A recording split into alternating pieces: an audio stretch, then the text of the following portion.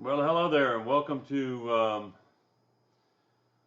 Dr. Vernon Humphrey's basement abode. Today we're going to talk about Chapter 8. I realize we're not going in sequence on some of these chapters, but to me it's real important to get this out early because you need to pick a topic. Now, you will have 3 speeches. One of them is what I'm going to talk about is an informative speech. You're going to tell us what you can talk about, 3 to 5 minutes. The second one is why is it important? 5 to 7 minutes, another informative speech. Your third one is a persuasive speech. You're going to persuade us one way or the other on this topic, to research it, to read about it, to financially support it, to get out and demonstrate for it, whatever. So make sure that your speeches, your first 2 are informative. Don't have a call to action where you're telling us to do something. You're just informing us about it. Okay? So we're going to talk about Chapter 8, picking a topic. You have to identify your topic early enough to research it. I like doing it this way because I've had classes where I was the student teacher and the professor said they'll have a new topic each time. And to me, you don't develop a depth of knowledge for that topic if every other week you're creating a new topic. So this way you should hopefully know your topic well. So first of all, what is the purpose of your speech? Identify a topic. Begin with a broad topic, something broad, like maintenance on a car. That's broad. Now, realizing that your first speech is 3 to 5 minutes, you can't tell me about maintenance on a car in 3 to 5 minutes, but you can tell me how important it is. Or I'm going to talk about maintenance on a car. The second speech, why is it important? Once again, 5 to 7 minutes, and you're going to tell me why it's important to maintain a car. Now, you could tell me how to change the oil in 3 to 5 minutes or in 5 to 7 minutes and tell me why it's important for that to happen. But you need to narrow it down for your time frame that you have.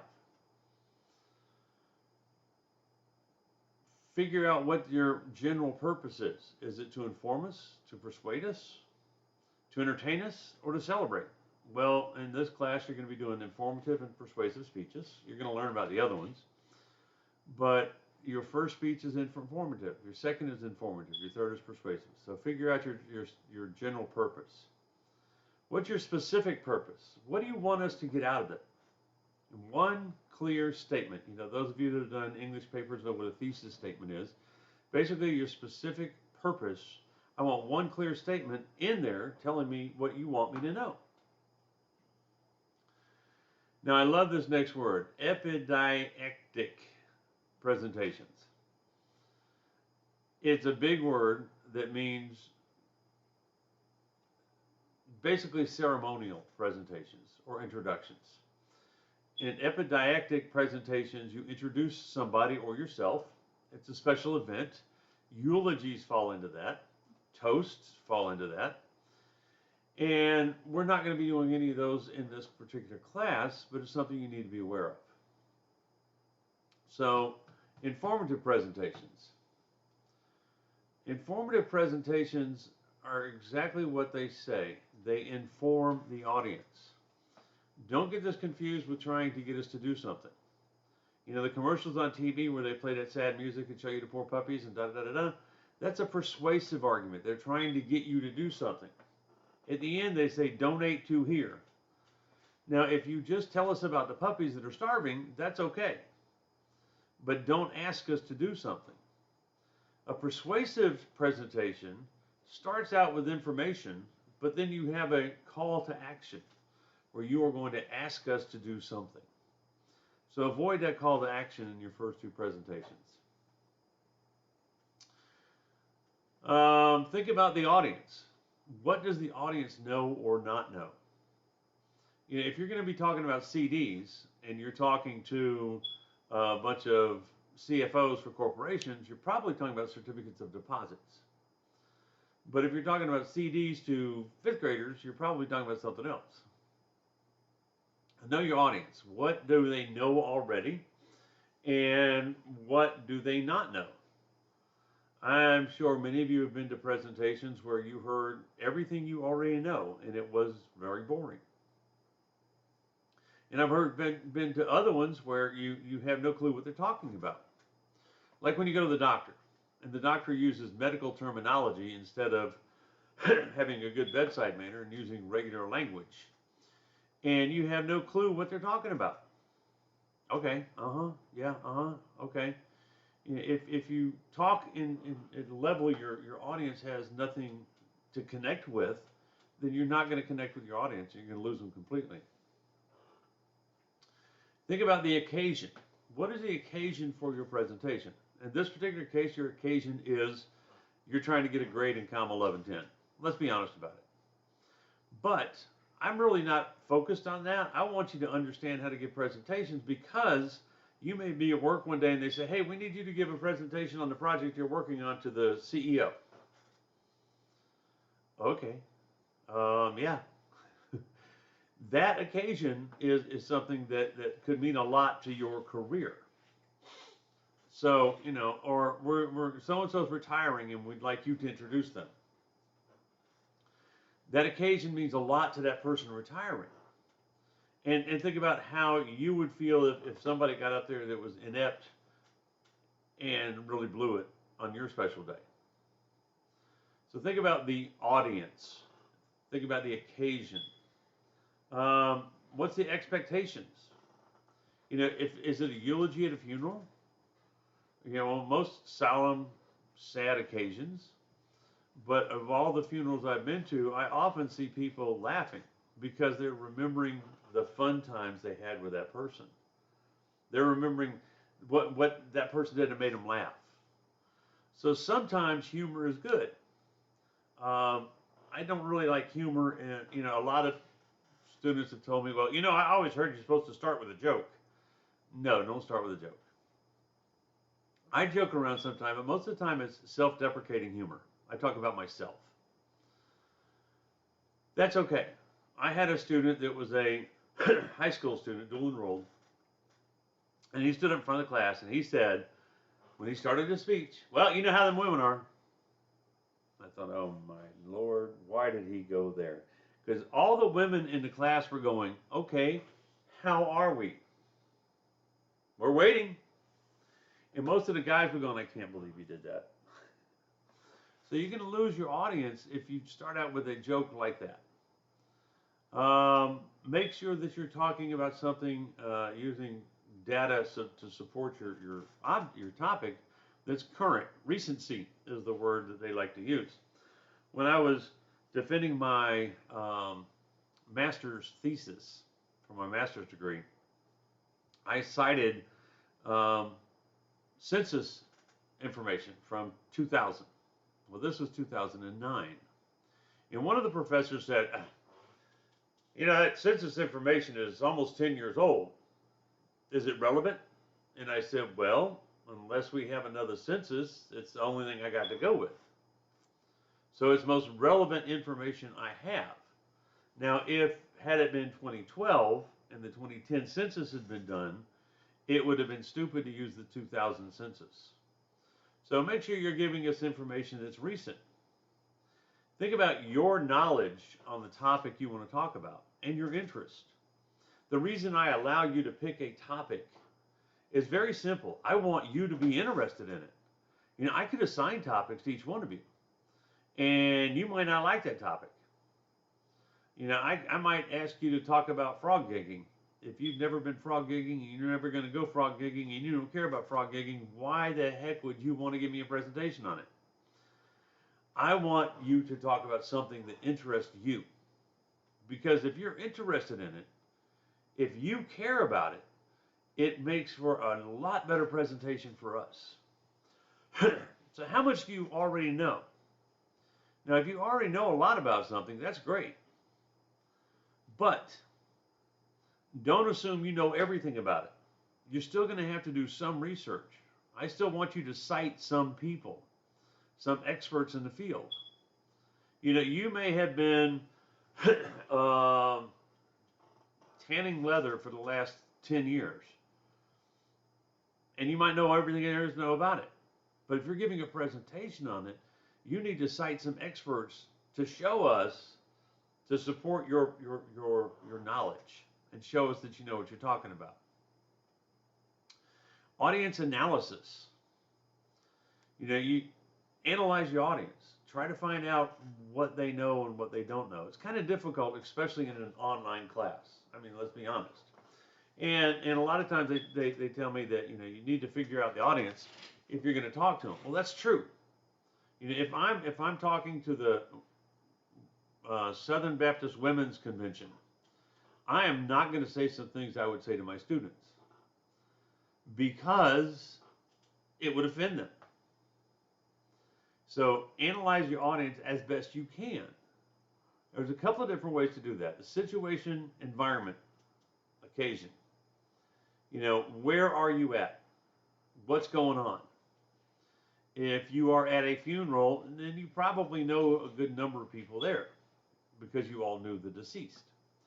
If you're at a retirement ceremony, then you probably know a good number of people there because you work together and this guy's or girl's retiring. Be flexible when you go to do your presentation. Sometimes things don't work. You know, if you're going to do a PowerPoint presentation and the computer don't work, you might be ready to do, you might want to be ready to do it without it. I had a class in the Howard building on campus one summer, and the last day of class, the very last day, I had 5 students to give speeches, and we walked in there and the intranet was down. We couldn't turn the computer on. You couldn't even log in. So, of course, I had to waive the requirement for a PowerPoint because they didn't have any way to do it. And I could tell the students that had practiced their speech and ones that hadn't. One student says, well, as you saw in the video, oh, that's right, you didn't see the video because we don't have internet. I'm sorry. Let me tell you about this video. And another student kept going, and kept looking down at their notes because what they did was they read through it once or twice and they relied on their PowerPoint to give them the cues that they needed. Basically, they wanted to read off their PowerPoint. So you need to be flexible. Sometimes things don't work. Sometimes the microphone doesn't work and you have to speak louder. Sometimes, I was at a presentation once when I was in the Army and we were all in the theater and the power went out.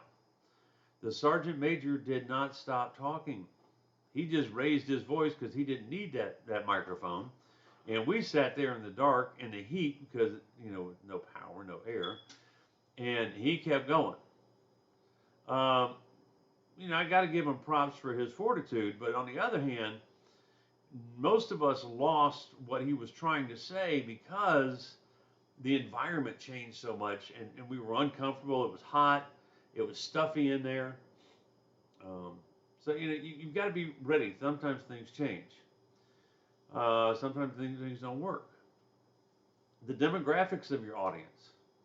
What are demographics? Well, a few of them are age, gender, culture, individual differences, attitudes, beliefs. Most of those are, you know, self-explanatory. If you're talking to a bunch of people your age, then you have many of the same things in common. If, on the other hand, you're talking to me about music, I like a wide variety of music, but my favorite music is country music. So I might know some rock and roll, and I might know some iron or heavy metal, and I might know some disco. I might know some rap from the early rap years, but if you're talking to me about newer stuff, I probably don't know it, unless it's newer country. And you know, a lot of those people I hear them, but I don't know who they are. So age is something we need to look at. Gender, you know, what are we talking about? Are we giving a presentation on giving birth? Been there 3 times to watch my kids be born, but to be honest with you, I don't know what the hell's going on with a woman's body. So Um, I'm going to be kind of like, huh, what? Whereas when my wife and other women that have had babies get together, they talk about this stuff and they all know what they're talking about. They all understand. Culture, going back to the music. Uh, I like old rock and roll. I like old country. Those are my favorite. I like some jazz when I'm working out. But, I don't know much other than that. My mother used to love opera. To me, it sounded like a cat was getting run over. I didn't care for it. So, cultural differences. Where do you come from? What's important to you and what's not important to you? Attitudes and beliefs. Attitudes are learned thoughts, but they are deeply held. Beliefs, on the other hand, are ideas. Uh, you may be able to change your audience's beliefs, but maybe not their attitudes. Who knows?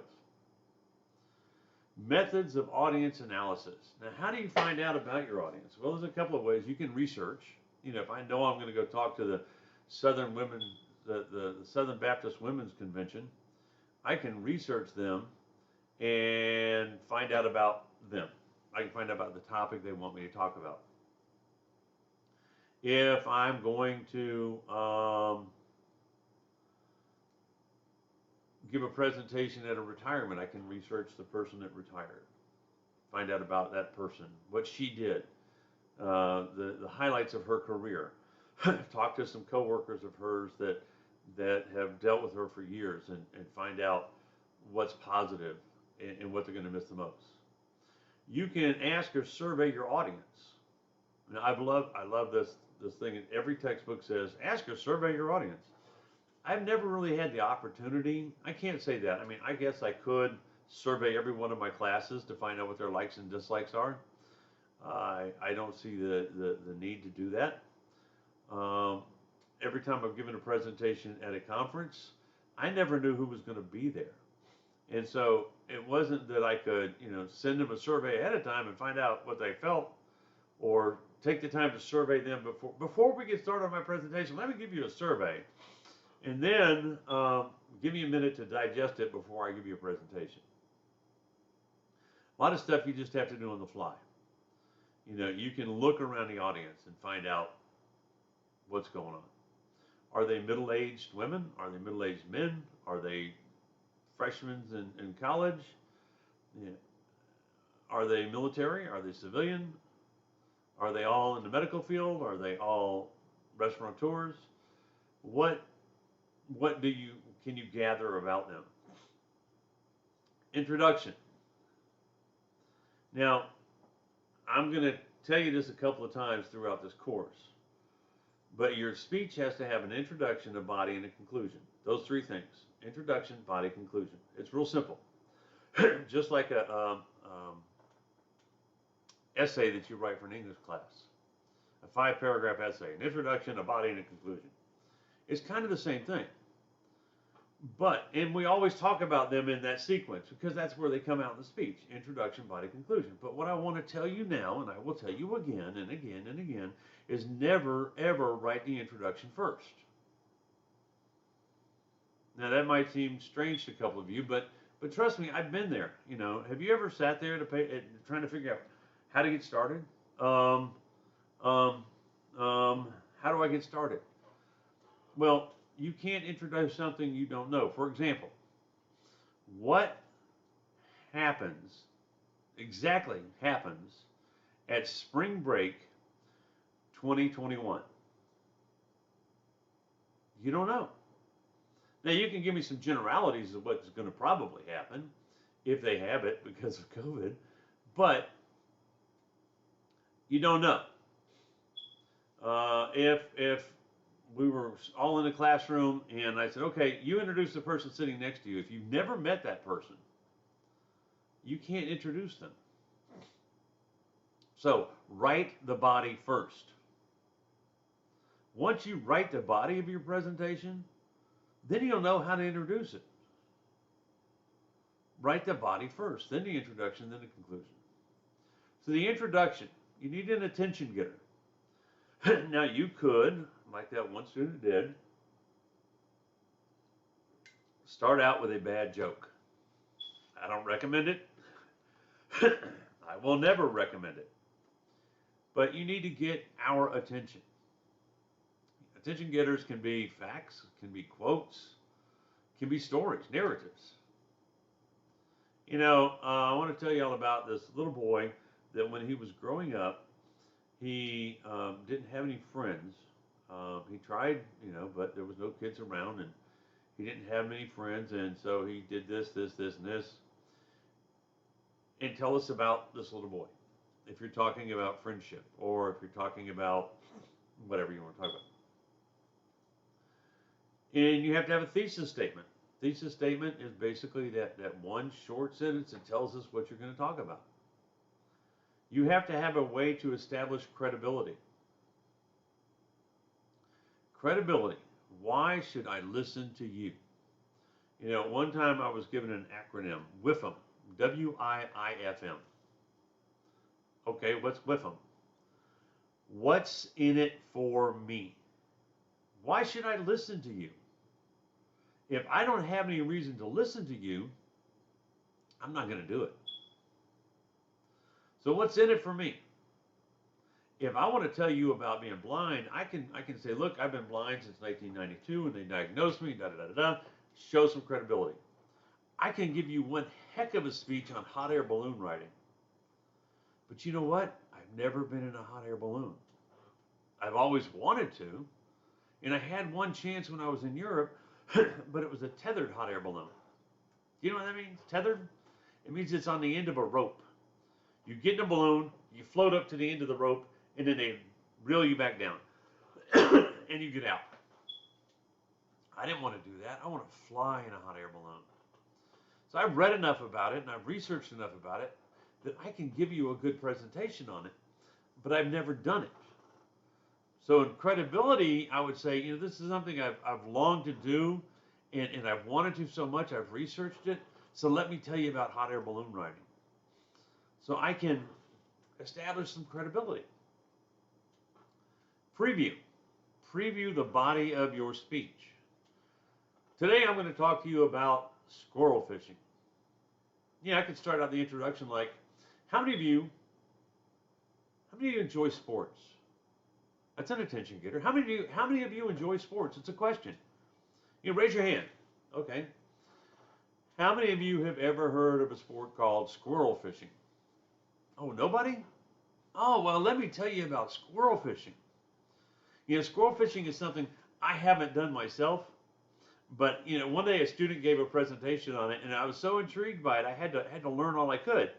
And squirrel fishing is an actual thing, but you know, they don't use hooks and really catch them. And I'm going to talk to you about the three different components of squirrel fishing. We're going to talk about the history of it. We're going to talk about the equipment you need and the rules you need to go by. So let's start talking about the equipment. Or let's start talking about history. That's a transition into the next part, the body itself. So I've established credibility. I've gotten your attention. I gave you a preview of the speech. That's all in the introduction. The body of the speech, you tell us what you're going to talk about. Okay, the first thing I want to talk about squirrel fishing is the history of squirrel fishing. You know, the history is kind of convoluted. People don't really know where it came from, but they do know that a bunch of academics started it. And I guess, you know, you get a bunch of bored academics around, they can come up with anything. And some people say it started at Cambridge, according to Fox, and other people say that, no, it didn't start at Cambridge, it started at somewhere else. But since we don't really know where it started, doesn't mean it doesn't exist, and doesn't mean that it's a bad thing. It's something that's interesting. So let's talk about what the equipment that you need to go squirrel fishing. You need to have a horizontal line of some sort, either a rail off of a balcony or a clothesline or a tree limb, something you can put a string over. And you can use a string, or you know, if you have a fishing rod, you can use it, but we're not going to use hooks. We don't want to hurt the squirrels. Or you can just use the string. It doesn't matter. You can do either one. So you take the string, you go over the horizontal thing, you tie a peanut to it, or you tie a pecan to it, or you tie a piece of apple to it, whatever you want to tie, as your bait, and you sit there and wait. And when the squirrel comes up there and he gets it, you start pulling the string. And the objective is to get the squirrel in the air using those things. And what else you need? You need a timer. Well, most phones have timers on them nowadays, so you can get the supplies you need pretty much anywhere. Now, what are the rules? Well, the nice thing about squirrel fishing is, you make your rules up as you go. Well, there's two different ways to keep score. One of them is total air time. Who had the squirrel in the air for the most amount of time? And the other one is longest air time. Whoever had one squirrel in the air for the longest amount of time wins. Because eventually the squirrel is going to let go, fall down, run off. Now, you don't pull them up 40 feet where they get hurt. They're only a couple inches off the ground. So in conclusion, we have talked about the history of squirrel fishing. We've talked about the equipment that you need, and we've talked about the rules. Then go on to the conclusion. So one thing you notice is that I did cite somebody in the presentation. According to so-and-so, history says it started at whatever. I didn't have any other citations. You don't have to have that many, but I want you to cite somebody. And this I'm just doing off the cuff and memory, so I could cite more if I had the outline in front of me, which is posted on Cougar View. And in conclusion, there's a couple of ways you can do this. To sum it up, and in conclusion, what we talked about today is any of those will work. Once again, a transition into the conclusion.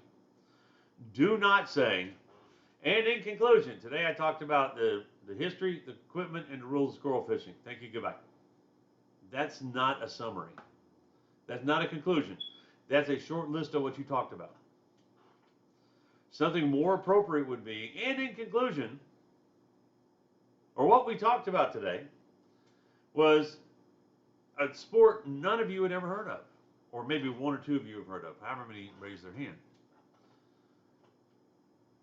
We talked about the equipment that you need, and you can find it, most people have it in their household already. Most people have a piece of string or a fishing pole, or maybe their parents do, that you can get your hands on it. The timer, the other important thing, well, most phones have those. And finally, we talked about the rules. The rules of squirrel fishing, the one thing about them is you're flexible. Before you start, you guys decide on what you want to do. Kind of like Monopoly. Free parking in Monopoly, some people say that they put money there, and if you land on that free parking, you get that money. And other people say, no, you don't put money on there. Whatever you want to do with the rules. That is pretty simple. Make sure that you announce your conclusion, and make sure that you summarize what you said. Don't give me a list of it. Let's say it a different way. In every speech you give, you should tell us what you're going to say in the introduction, tell us what you say, or say it in the body, and tell us what you said in the conclusion. We learn by repetition. And the more you repeat it, the more we understand it. Also, in the conclusion, if you can, find a way to tie it back to the beginning. Remember, I started it with, or I said you could start with a narrative. There's this little boy, da-da-da-da.